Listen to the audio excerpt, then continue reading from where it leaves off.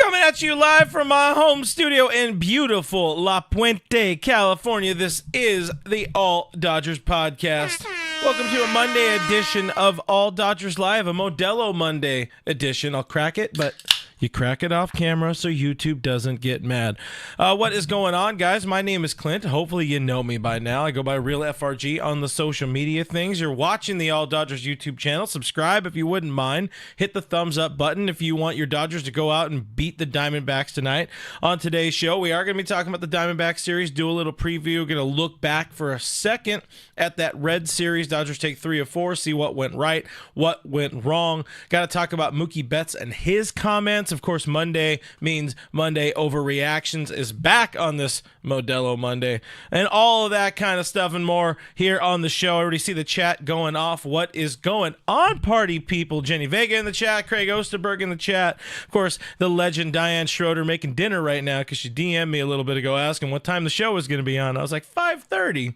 So hopefully dinner doesn't get burned while we're having a beer about these Los Angeles Dodgers. I got to tell you again, guys, please do hit that subscribe button. We're getting real close somewhat. I got to post more things, but we keep getting close and then kind of stepping back from the 7K mark. It's my fault. I need to be better at putting more content out, and I finally have some time, finally have some content planned for this week, so I apologize for kind of being a little all over the place, but hit that thumbs up button if you guys want more content. You want me to actually treat this thing with a little more love and respect and all that kind of stuff. And one thing we do love here before we get into some Dodgers talk, I love some Bet Online, because that's your number one source for all your summer sports this season from MLB.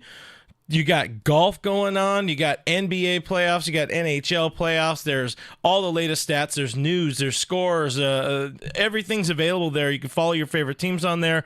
You get the latest odds, you get the lines, you get everything, including the latest team matchups, player props, and odds on just about every sport out there, not just the ones we mentioned. Head to the website today, use your mobile device to get in on the action there. Bet Online, where the game starts. And where this show is going to start, of course, is on the Reds series. Let's share a few thoughts on that one. I have not been online on the channel here talking about that Reds series since, pregame of that series. Did talk on Dodgers territory earlier, some about it, but hey, Dodgers take 3 of 4. Let's just get into it. They take 3 of 4 from the Reds, just like producer Kevin and I predicted last week.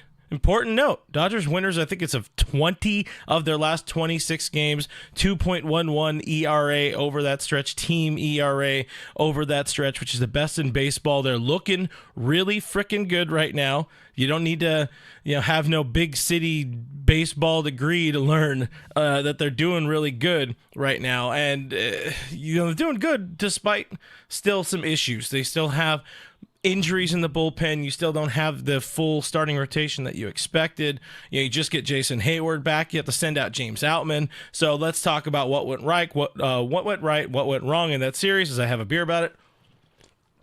What went right? Jason Hayward does make his return, gets a couple of hits in 2 starts, including a home run. It was a very pretty home run, majestic home run, a la maybe almost throwback Adrian Gonzalez in his first Dodger appearance back in, was that 2012 or whatever it was.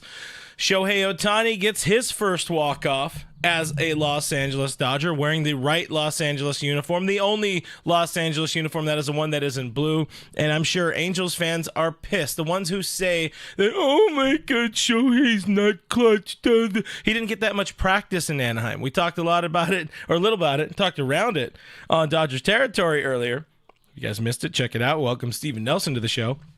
But he didn't get that much practice in Anaheim. They've been bad for the entirety of his major league career up until signing with the Dodgers. Shohei Ohtani has been on bad teams and never really got to practice being clutch late in games. So picks up his first career walk-off home run in his first season with the Dodgers, 9 more seasons to go. Another one of the good things that happened in this Red Series, Walker Buehler had his best start in 2 years. Took advantage of a bad team. You need to take advantage of bad teams. Get some of that confidence back. This is something that Walker is missing is a little bit of that swagger. When Walker Evan Buehler does not have the swagger, he's not the guy we know and love. For the folks that pay attention to these kind of things, it still was just a 73 game score. It was the Reds. 7 innings, gives up the 3 hits or whatever, but good. What are we looking for here? Good first step, good step in the right direction for Walker Buehler, who very, very much needed it. I do have some worry, though. We look back to the attempted ramp up last year for Walker Buehler, where he was trying to come back in September. Just a lot of the words we're hearing from him, from the team of recent vintage, really since last September up until now. A lot of the words, it just feels like they're trying to force us to temper our expectations. Walker, once again, choosing to look at the past. It says, and one of the quotes I had pulled from here that I decided to really lean on, it's like, I think earlier in my career, there were some things physically that I just can't do now. It's part of growing up. It's part of getting old. My back hurts just sitting here, Walker Buehler. But you learn, you adjust, you take some ibuprofen, and you go out there and you get that bulldog mentality. But this is one of those things I kind of wanted to point out. I would like them to be maybe talking a little bit less about, old Walker Buehler or whatever. And, that said, we kind of have the vintage Walker Buehler sighting there this weekend. At Dodger Stadium. Try to get to some of the chat here right now, because I do see some folks talking about Ohtani. Anthony Keene in the stream. What's going on? Keene says the Angels fans real bitter about Ohtani's actual arrival into MLB, and I say, in your face, sucker! Get wrecked. Angels, as if they ever really matter. Anthony Ojeda's in the stream, says, my dog. Clint, what's going on, Anthony Ojeda? Good to see you. Eric says, salute to you. Mr. Eric Arcos Iris. Iris is also in the Dodgers territory chat earlier, says, Nelly was great. Steven Nelson on the show with us earlier today. Really fun conversation with Nelly, friend of the show. Let's see what else. We got some love there for sure on the DT guest that we have this week. Thursday's guest will be, at the moment, it's supposed to be our friend of the show here, Scott Gierman of Dodger Blue. He'll be joining us talking about Dodger baseball on Thursday. There will not be a live stream next Monday because it is Memorial Day. Go out and enjoy your lives, guys. Josh Gitt in the stream says, can we talk about how the Dodgers are racking up W's with half their bullpen on the IL? That's actually impressive. When you peel it back and we talk about that was a 2.11 ERA that this team has over its last 26 games, a lot of that is coming from, it's coming from all around. The bullpen has been really good. Some of the guys we were very concerned about early in the season, the Michael Groves, the Alex Vessias, they've come around, they've turned it on. They have been key, integral points to this bullpen, especially in the absence of an Evan Phillips, in the absence of a Joe Kelly, throwing a little Ryan Brazier in there. Dan Hudson continuing to do veteran things in there, but the big key, I think we can say a big key, is the return of Blake Trinan, who looks absolutely disgusting on the mound. That shit is nasty. And it's fun to watch a healthy Blake Trinan again. He didn't lose anything through 2 years off, through the shoulder surgery, through the long road to recovery. He didn't lose anything, but he also, his surgery was... It was a little bit earlier than Walker's, if we're going back to the Walker thing. Walker just needs some more time probably to kind of get past it, maybe, question mark. No, it wasn't earlier because he had his surgery in 23. Anyways, disregard all of that. I just want to say that's been a big key, a big help to this bullpen and how this team is able to keep winning despite missing so many very, very important parts of the pitching staff. So good point there. Good topic there from our friend Josh Gitt in the stream. I have the chat in a little bit of a weird spot, so I need to fix that so I don't miss anything. But anywho, another one of the things, of course, James Outman, you have to have a move. If Jason Hayward's coming back, James Outman, these are all things you already know, but he goes to AAA. I think that's good for him. I think it was time for him to just take a step back, get that confidence going for him, because we know James Outman can produce at the major league level. He can be a very important part of this team as well. Let him get right. Let him kind of get the mojo flowing, get the swing going again against some AAA pitching, and hopefully he finds his way back. Because I'll just throw it out there now. I want James Outman on this team much more than I want Miguel Vargas. He's not an outfielder. Miguel Vargas is hardly a defender. He does not belong in the outfield. I will die on this hill. Miguel Vargas does not belong in the outfield. Another guy who probably doesn't belong on this team, Chris Taylor. Chris Taylor, he lives. CT3 lives. He does not get the Phantom IL. He does not get the DFA. He ain't going anywhere with that contract still attached to him. But I ask you guys, we talk a lot about Chris Taylor on this YouTube machine. What do you think the team should do with CT3? I mean, there's only so long you could take a Phantom IL. We know this is something we also talked about on DT earlier as well. Like, we know if we're looking at Phantom IL stuff, there's only so far. Or sorry, that's not the way I'm going with it. With Phantom IL, the league is really paying attention to that kind of stuff right now, especially in the wake of the whole thing with what's that guy's name with the Mets, and they got their GM kind of got popped.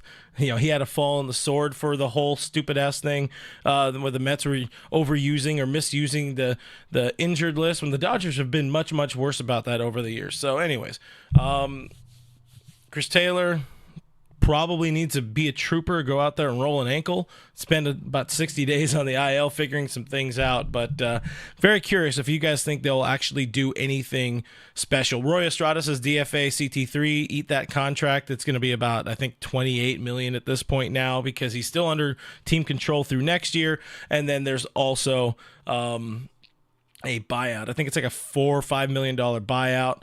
Let's see. Jenny Vegas says CT. His new name is CT 0.083.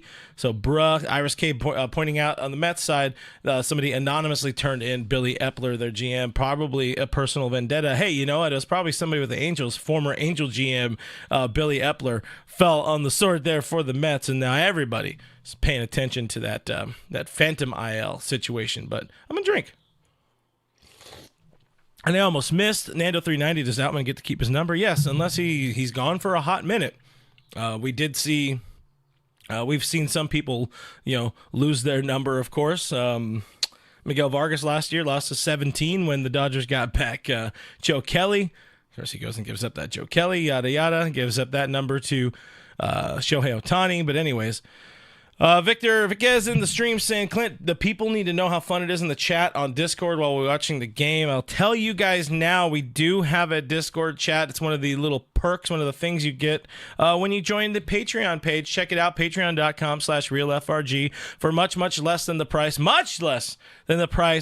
a Shohei Ohtani bobblehead right now on OfferUp. You can support the channel, join a little community we have growing, talking Dodger baseball and all that kind of stuff. But most importantly, you're helping support independent Dodgers coverage, independent baseball coverage. Nobody's backing this. Nobody's paying for any of this. It's just us, all of us here together, keeping the lights on. So that's one of the things I got to tell you about. I'll tell you again, do co-host another show, Dodgers Territory, on the Foul Territory Network with Alana Rizzo. You guys should know her from her days covering the Los Angeles Dodgers for a number of years. So we welcomed Dodgers broadcaster Steven Nelson, who had a nice punch to that walk-off call from Shohei Ohtani. We talked to him about that, talked to him about Mookie Betts and a few other things. Check it out. It is here on YouTube.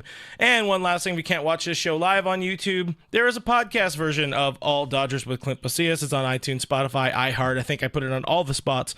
Your podcasts are available for free, so check it out. Leave a 5-star review if you can. Leave a rating if you can. But let's now get into some Monday overreactions, and mine isn't so much of an overreaction. I guess I'll say it's a boast. It's a good problem to have for the Dodgers. The Dodgers have too many starting pitchers. They have too many pitchers in general. I think just in this last week alone, they've used 11 different relievers.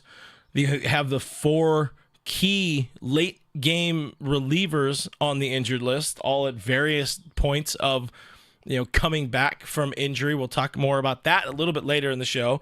Today, they pick up some dude, Johan Ramirez from the Mets. Twice DFA'd pitcher so far this season. He's had some success as a major leaguer, but it's just that time of the season for little Andy F. He's going to go out there and he's going to pick up those little, he does his, he waits for people to do their spring cleaning and then he walks down the street and opens a trash can and sees what's going on there. But I wonder though, are the Dodgers coming up on a very good problem to have? Because you have all these guys, you're having success. Again, we talk about a 2.11 ERA over the last 26 games, best in baseball. All the while, you're missing Bobby Miller, you're missing Evan Phillips through parts of it. You're missing a number of key components to this team, and they're going to come back at some point. So, how do you have that conversation with? Eliezer Hernandez is probably gone by now. By the time this is done with live, because they have to put that one dude on there, the new guy they just picked up. What do you do? What do you tell with Anthony Banda, whatever you want to call him? What do you tell Michael Grove if he turns out to be one of the guys who needs to, just pretty much lose out on a roster spot because there's some veterans here that need to be on the roster. So are they? Another one of the questions I have about this that we're not really going to talk too much about here, but I wonder with all these players, are they actually going to run out the best pitching staff they can possibly have, like in October? Are they going to put all the best pieces there in the bullpen, in the pitching staff, on the active roster in October? Or are they going to go with, some of the guys that are just kind of their guys, like we've seen happen before? I just want to make sure. There's nothing I can do about it, nothing any of us can do about it. But, have the best pitchers that you have on the team, the ones that are most successful, that have the best ERA, that have the most success. Make sure they're in the bullpen. They're on the damn active roster when you get into October. Don't throw on dudes who have been there before, who have been part of your team. If Vesia sucks at the end of the season, don't put him on the active roster. If Evan Phillips sucks at the end of the season and somebody else is cruising, let them pitch in October. Anyways, it was something I just wanted to throw out there, as there's very little to overreact about with this team right now. Obviously, as Mr. Classic says, we need pitchers. They got a lot of pitchers. Again, 11 different relievers. There's seven active, 7 starting pitchers on the active roster right now, including Landon Knack, who had himself a nice outing, pulled too early. Friday Yarbrough is one of those guys who's not the best pitcher at the end of the season when you get into October. I'm sorry, thank you for your service, but you're not going to be the guy. They have a lot of options. They need to put together the best possible bullpen that they can, the best possible starting 4 in October that they possibly can. But again, this was I didn't really want to complete this thought because there is more content planned this week. I'm going to be welcoming a friend of the show, Cody Snavely. He is a writer for Dodgers Beat. He is also one of the contributing voices, one of the co-hosts of the Bleed Lows podcast. You guys have seen here, of course, here on the YouTube. I've been on their show, and I want to make sure I welcome one of their guys. So Cody's going to be joining me on the channel this week. We're going to be talking about the whole pitching situation. So stay tuned, hit that subscribe button while we welcome Cody later on this week. Let's see what we got. Roy Estrada talking to Matty Man 5 Dodge says, it needs to stop. Go with the best. No entitlements. This should also. We don't know how healthy he's going to get. We don't know where things are going to be by the time September, then October rolls around. But if Clayton Kershaw isn't one of the 5 best or one of the 4 best starting pitchers, I'm sorry. James Paxton, I'm sorry. Bobby Miller, I'm sorry. Don't force guys into roles they're not supposed to be in. Find your best dudes, roll with them, and hope for the best. But there's a lot of pitchers, and eventually they might all end up healthy. They might. I don't know. You never know with this team. He just had, Emmet Sheehan go under the knife. Talked about his Tommy John today, by the way. We'll talk about that a little bit later. I'm honestly high-key, low-key, high-key very worried about Brusdar Graterol, but that's a whole different story. Right now the story is, let's have a sip. Let's do what Diane said in the chat, and make sure you guys hit that like button, hit that the subscribe button if you would not mind while we are here. Anthony Keene says, I love me some Kirsch, but I am okay with leaving him off the postseason roster. Don't throw anything at me. I think even he would be okay with it if it means, winning a championship is putting the best team on the field, the best possible 26 guys on the field. These are the type of things, little things you do have to look at. But, hey, guys, I don't want to make this show just about me. We have, of course, our fine Patreon supporter voicemail hotline to get to. We got a pair of overreactions to get to today. Number one, from my guy who I believe is in the stream, our friend Richard from Devore. Let's hear what Devore Richie wants to complain about with this team. Hey, Clint. Happy Monday to you. I'm fired up today, dude. I'm really fired up. I'm more fired up than Diane Schroeder slam dunking another real estate deal in Palm Springs. Let's talk about that shit show on Thursday, shall we? Announcing that 1,700 Ohtani bobbleheads were going to be rare gray, and then people lining up at 8 o'clock in the morning, 3 hours to get to the parking lot once you exit the 101 or the 5 freeway. What the hell did they think that was going to happen? What? Dipping 17 of them in gold and wrapping them in $100 bills didn't want anything to do with that? Willy Wonka and the Chocolate Factory with the golden ticket couldn't believe how much of a fiasco that was. Just had to get that off my chest. I feel better. Thanks for the therapy. How much is my copay? F the Padres, F Manny Machado, F the Dodger parking lot, and for the love of God, F the Ghost Runner. See ya. Oh God, I'm very, very happy he joined the voicemail hotline, because that is some fire there from our guy, Mr. Richard Flores. And we have another one from our friend Noah Ortega, who's the only person who's been awesome enough to participate in all of the voicemail hotlines of Monday Overreactions that we have done so far. So let's hear from Noah, because you know what? I love that Noah has chosen some of his overreactions to be positive. What's up, guys? I am Noah Ortega. As you know, I am really happy after this weekend. It showed that we have all the tools we need to win the World Series. We have great starting pitching that's a mix of veterans and young talent who have exceeded expectations, and we have the offense we need. And I really do believe that Ohtani is the missing piece that we have needed. But at the end of the day, it will all be up to the decisions made by Dave Roberts. Of course, he walks a Cincinnati Reds player, but doesn't walk leads from the Padres and extras. Like, seriously? Hopefully, he does the right things and he doesn't get fired. Have a good rest of your night, guys.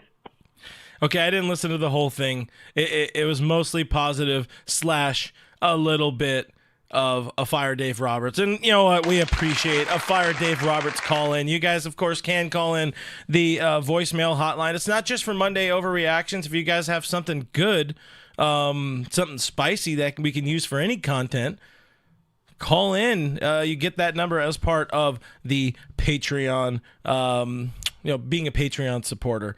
There was another one I saw that I want to use. It wasn't exactly an overreaction, but I do want to use it as an overreaction. Somebody asking about using Blake Trinan as the closer, and I'm honestly kind of okay with it. I think he's been Temblador Pyro, somebody who's a woodworker. Appreciate you hanging out with us in here, Temblador. So do you think about Trinan as the closer and Phillips back in the fireman role? I think they're both interchangeable with how good they've both been when healthy. Of course, we haven't seen Phillips and Trinan together at the same time, and it's still very, very early in Trinan's return from the IL, so I'm trying not to get too high on him, but Trinan has 79 career saves under his belt. He's been there, he's done that. Hasn't necessarily done it a whole bunch in the postseason. Of course, did take over for Kenley Jansen in the World Series when Kenley was very clearly cooked. Say that one 3 times fast.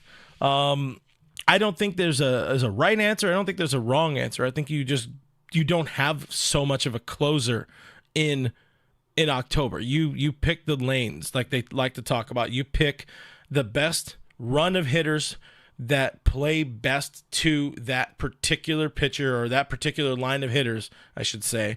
You use that pitcher against that line of hitters, and you go out and win yourself a piece of metal. You win yourself that dang World Series that we need, so people can maybe get off of Dave Roberts' ass a little bit. Maybe Noah Ortega can get off of Dave Roberts' ass a little bit, but having some fun there. But there's Monday overreactions for you guys. It's always fun. I enjoy that.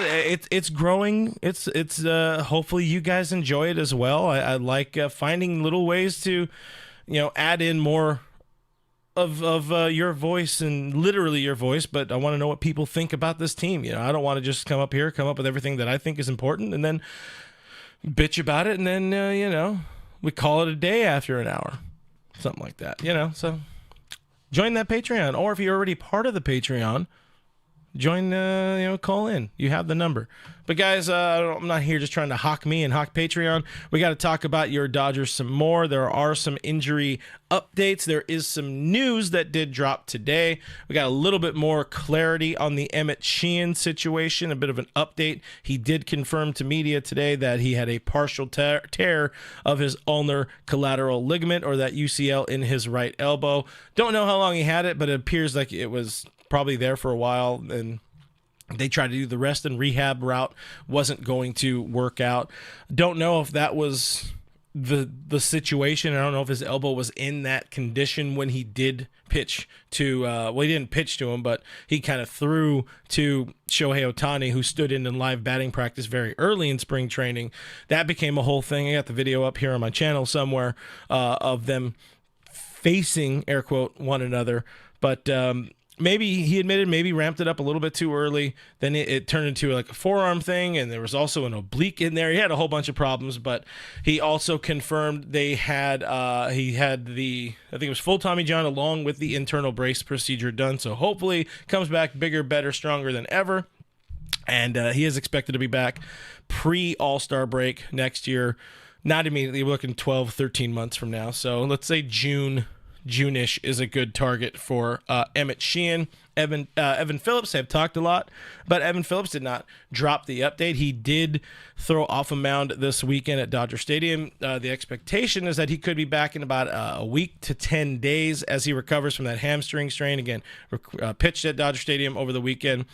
Dave Roberts said he's going to need about a 2-3 game rehab stint before he's eligible to come back. So getting that much closer to Evan Phillips. And I will admit, it's been shockingly not as much of an issue as it could have been. Not having Evan Phillips there in that bullpen, losing your closer, because the guys who have been thrust into that role, it's worked. It's worked very well. Mr. Classic talking about Vesia. Like, Vesia finally realized that pitching the fastball every single pitch didn't work. The problem was for him is early in the season, he did not have that slider. He didn't have the slider even slightly. So now he has a slider. He has the fastball. He mostly has some command and some location as well, too. So knock on desk, that continues to kind of trend in the right direction. And one guy trending in the right direction, that's Richard Flores. Drops a $1.99 super chat. Thank you, Richard. Already star of the show here. He says, go with the hot bats. Screw the lefty-righty BS.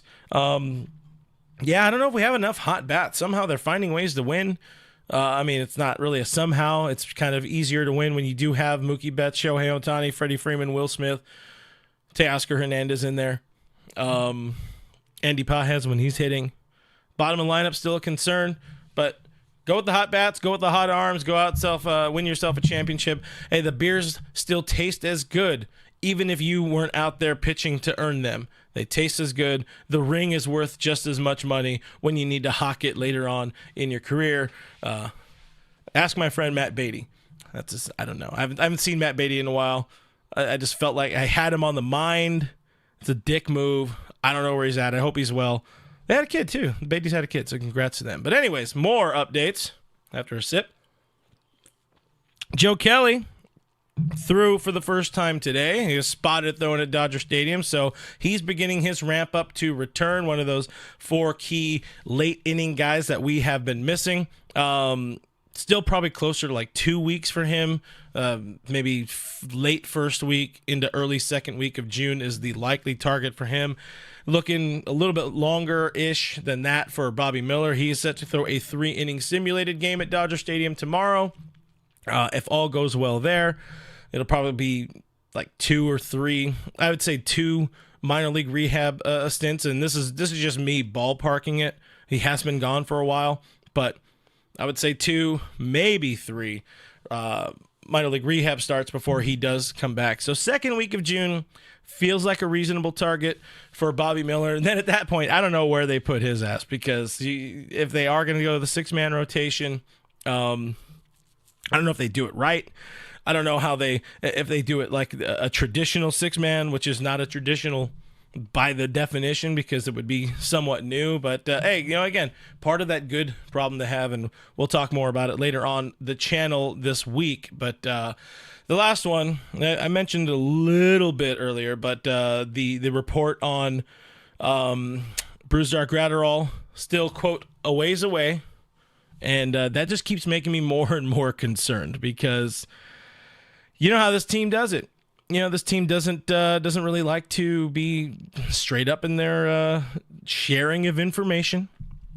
Well, we were all kind of under the assumption that Emmet Sheehan would be back this year, maybe into early May. Emmet Sheehan would return and be a part of the pitching mix, of the staff mix there, but turns out he had a partially torn UCL. They didn't say that. The words they're choosing to use with Brusdar Graterol, very concerning. Not a fan. Still a ways away. He's not throwing. Just, I don't want to put it out into the ethos, but don't be terribly shocked if we have to hear about some sort of Brusdar Graterol and undergoes surgery at some point later this season. It's giving injury. It's giving surgery to me, that whole situation. Goat Yachty is in the chat. What is going on? Yachty, good to see you in here, of course. He says, I'm the MFing best, and that's somebody who's very clearly celebrating Modelo Monday. Appreciate you. Roy Estrada says, I have to admit, I've seen a different Dave Roberts manage this year. He's managing like he needs to keep his job. He stated, if you want to play, you have to perform. And he's been less patient. Has he? I mean, yes and no, because he'll still give guys a good bit of leeway, deservedly so. I mean, I would argue Chris Taylor deserves his leeway, but like Dave mentioned, as they sent down James Outman, it's like there hasn't been enough strides forward. At least the team at times has seen strides forward with Gavin Lux, who, look, guys, a lot of people on the internet machine want to tell you that Gavin Lux is breaking out and that he's doing so much better. Look at the numbers. It's really just not there. The month of May, he's not hitting good. Even since, I think he's hitting it's slightly better. It's like 230 or something like that. But, I feel bad telling folks to sell their Gavin Lux stock, but I never had any. So let's see. Luxy since April 24th as the first day of 2 of back-to-back multi-hit games, still hitting 238 with a 622 OPS. Not great, and that was a lot of that fueled on a 2-day stretch. Of when we're talking about the slugging side of the OPS, a lot of that fueled on a 2-day stretch where he had our 3-game stretch or whatever it was, when he had a homer, a triple, and a double in one of those series. But yeah, it's not very pretty. And in the month of May, still not very pretty, hitting 213. So as much as you want to try to convince yourself that Gavin Lux has found something and figured something out, it's not all the way there. But this team, to get back to the point that I kind of diverted from Roy Estrada, Dave is always going to have his guys, and as much as he's going to have some dudes who is like, hey, if you want to play, you gotta perform, you gotta earn it. And Dave has even said that with some guys like Miguel Rojas, Kike Hernandez, whatever, the people that are filling in for Max Muncy while he's sidelined, that they have to earn. Nobody's earned the everyday playing time. Like, I would argue Miggy Rowe has earned more everyday playing time over somebody like Kike, over somebody like Gavin Lux, to be honest, at this point. Also, he's older, so you do have to protect him a little bit. But I agree to an extent with Roy Estrada's thing, with his statement there about different Dave. I think there's some Dave. I think he's more open to that, earning their length in a game or whatever the hell it may be on the pitching side of things, rather than the position player side of things, because he's kind of running everybody out there. Teoscar Hernandez is out there every day. Probably should have given Mookie Betts a day off or two earlier in the season. So there's all of that said there. Mentioned Mookie Betts. That's a good segue into the next big part, the next little mini big topic, I will call it, of the show, because I do want to put together a more cohesive, a longer form thought on this Mookie Betts situation. But frustrated. Mookie Betts a bit frustrated at himself, admitting some struggles as he moves to shortstop, as that whole move to shortstop does continue. He said on Friday, quote, "It's really, really hard." Giggity. It's hard making that transition. Of course it is, coming from right field where you're this all-world defender. Everybody sings your praises, and now you're kind of thrown to the wolves. You threw yourselves to the wolves when you said, "Yeah, I'll go play shortstop, whatever." But by the numbers, he hasn't been bad per se. He has 6 errors, which is tied for 5th most in baseball. 3 defensive runs saved, which is 3rd best in baseball. And this is at the time of recording, or at the time of me writing these numbers down. And he's still, of course, putting up MVP offensive numbers. But, he says he thinks his transition has not been very good, and it's still a work in progress, which, of course, it's not even been 2 full months yet. I mean, at this point in time, we're talking about 2 months, just over 2 months of the day where he moved to shortstop in spring training, just days before the team took off to go play in Korea.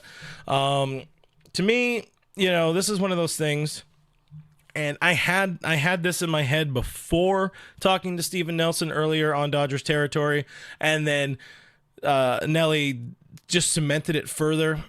It's one of those situations for Mookie where his personal perceived failures, another air quote, stem from him being that kind of perfectionist. This is a dude who's not bad at anything. He is great at just about everything he puts his mind to. He can bowl, as I think Nelly missed that one, but he can golf. He could YouTube, sort of.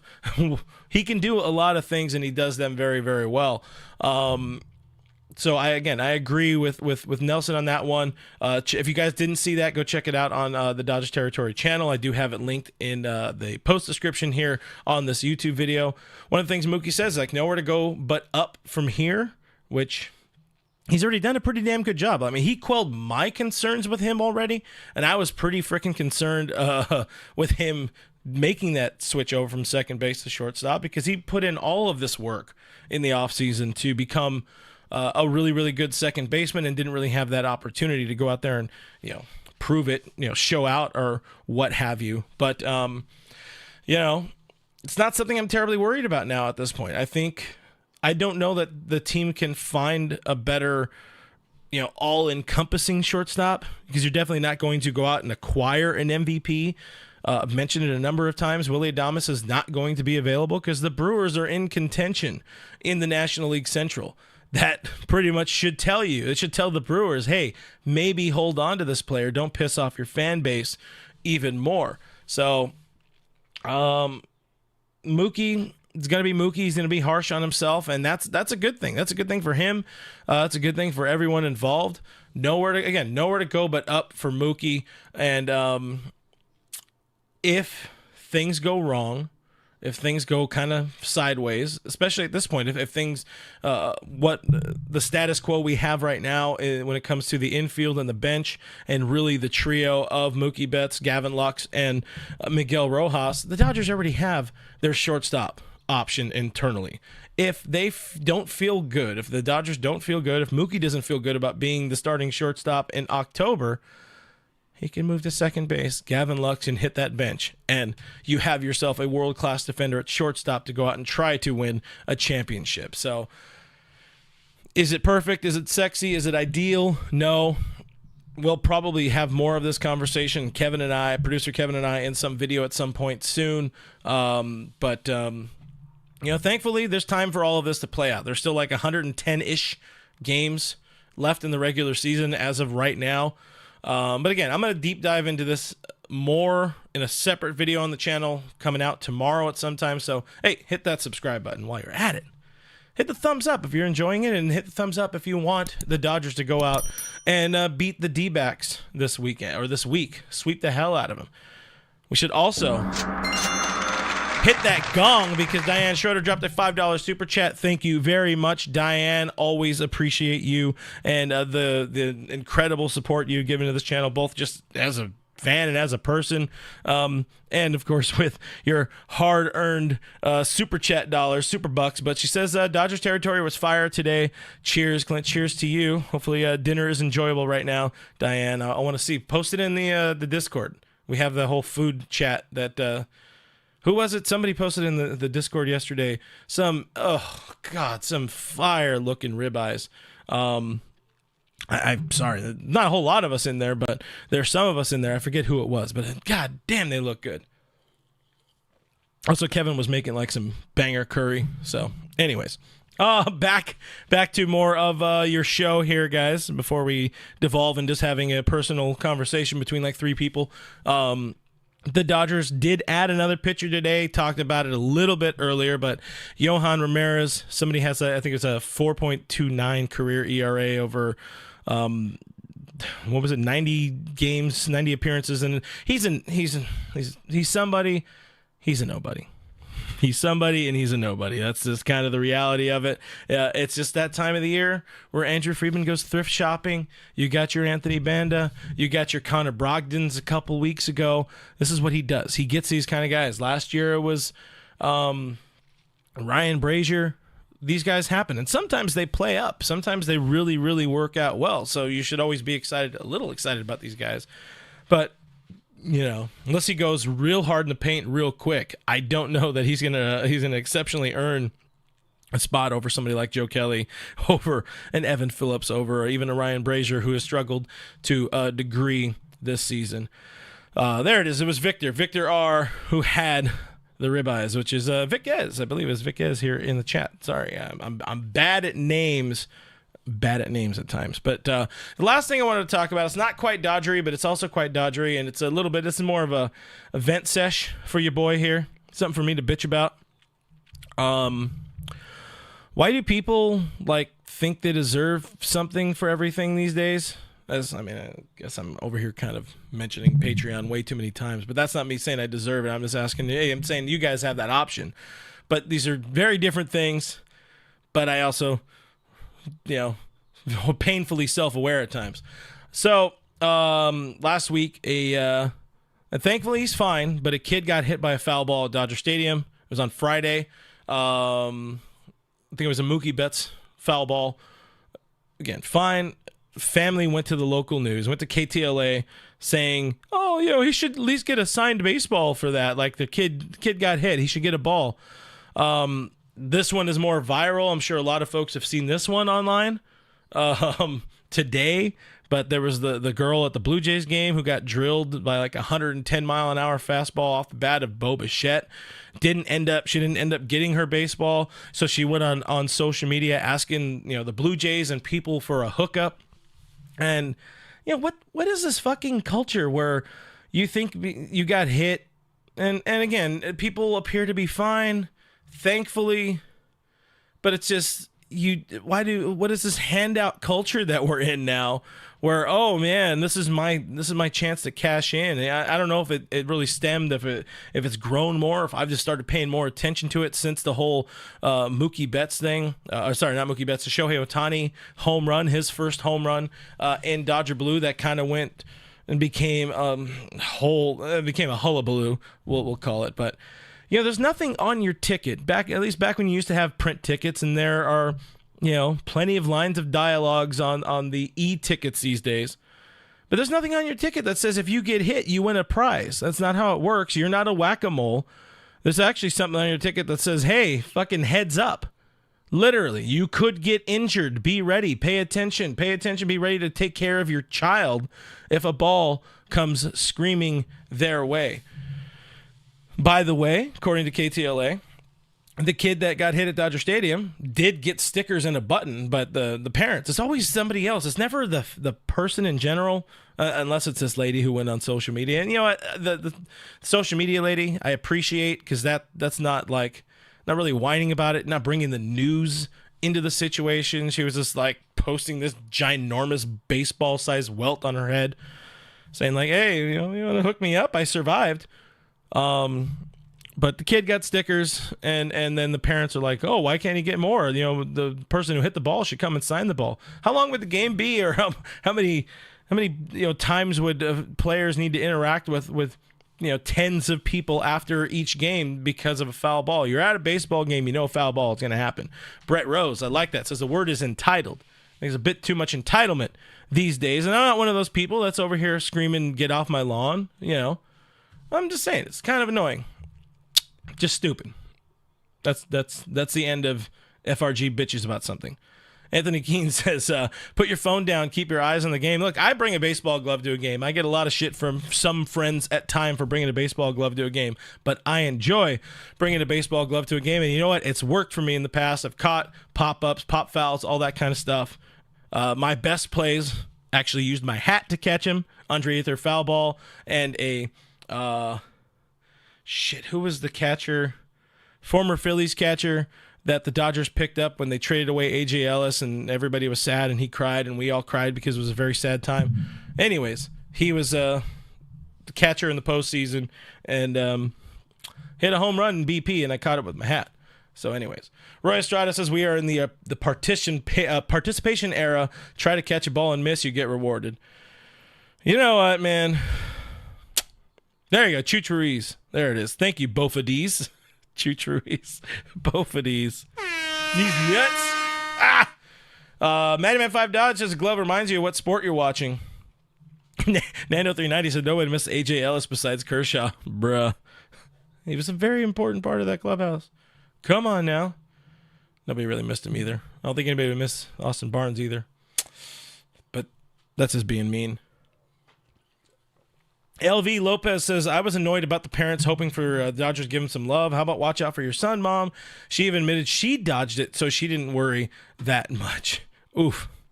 Yeah, that's I don't want to get too deep dive on this, but just go to a ball game, maybe not expecting something. Expect to watch a damn ball game. Although they are charging a lot for games these days, so maybe hey Dodgers, hook me up. All right, guys, let's look ahead to the visiting Diamondback series. This is only the second time the Los Angeles Dodgers and the Arizona Diamondbacks have faced off since the awfulness of last year, since the awfulness of the last National League Division Series. So second meeting of the year. These are not your 2023 D-backs, I tell you that much. I don't know if it's injuries, or I don't know if it's the whole 2021 Giants syndrome, the magic, the voodoo, whatever the hell happened with those Giants that kind of just were there and then fell the F off. But, they have their injuries. And one guy who's not injured, Corbin Carroll, talked about this on Dodger territory earlier. He's just been bad, and he did have like a shoulder injury last season and hasn't been good since then. But he's not very good in general this year. He's hitting a $191, and this was somebody that was going to be a massive part of their plan, of the Diamondbacks' plan, was Corbin Carroll. But he's not hurt. He's just not playing that well. But Merrill Kelly on the injured list, 60-day IL. Eduardo Rodriguez on the 60-day IL. Alec Thomas, their center fielder, on the 10-day IL. So is it injuries for these Arizona Diamondbacks, or are they just one of the bigger disappointments in baseball this season? Maybe we'll learn a little bit more about that during this particular series. But the Dodgers are sending out their very best, and I say that not even tongue-in-cheek, because Gavin Stone is part of that very best. Tonight, which you already know, coming up in a little less than an hour, as of the time we are doing this, Yoshinobu Yamamoto faces Joe Mantiply, the lefty pitcher. Brandon Pfaadt goes up tomorrow against the legendary Gavin Stone, and now that I've hyped him up, he'll probably put up a stinker, unfortunately. Ryan Nelson goes on Wednesday against Tyler Glasnow. So, once again, the not-so-final hot takes of this series is they're in a bad spot. They are not your last year's, not your grandfather's Diamondbacks, because there were no Diamondbacks when your grandfather was grandfathering. Well, there were, but he was just older. Take advantage of a team that's down. These Dodgers need to continue kicking people when they're down. They also need to continue just playing their game. That was the kind of through line that I said on DT earlier. You don't worry about the other people. You worry about yourself, and play your game. And you should be able to win if you play your game. You play clean defense. You stack some hits in there, you're going to win baseball games. It's funny, that's how things work. You score more points than the other team, and you might win the game. In fact, you will win the game if you score more points. So take advantage of the situation. Keep kicking these teams when they're down. Shove the hose down their throat, as Alana Rizzo said, Spicy Alana said. But Mr. Classic talking about that last series. D-backs were almost swept in that last series.